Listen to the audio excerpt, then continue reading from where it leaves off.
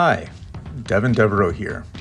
So last year at San Diego Comic-Con, my friend and booth neighbor, Chris Sanders, the creator of Lilo & Stitch, had an idea for us to collaborate on a print together. We would debut it at Comic-Con 2026. I said yes, of course. Since I do a lot of Tiki and horror adjacent art, he had the idea of Stitch in some sort of Tiki bar setting. I started some very rough sketches with the idea of an insect-like creature chasing Stitch who is holding a zombie bowl. I sent the sketch to Chris, and the first thing he did was draw a great-looking Stitch to set the tone. After that, he started adding characters and insisted that they would only be placeholders for my characters. Since Chris is the greatest of all time, I definitely did not want to do that, so I tried to keep as much of his influence as I could as we progressed.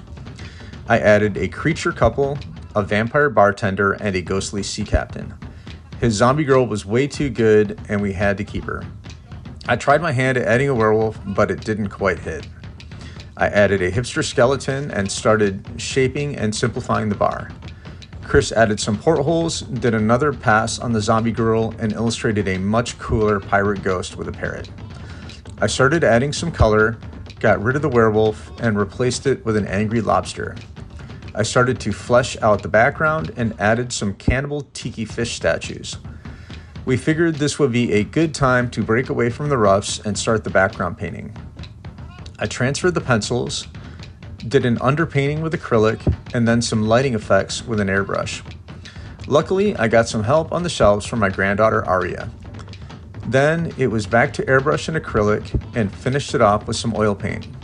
I scanned the painting into Photoshop and composited Chris and my characters back into the piece.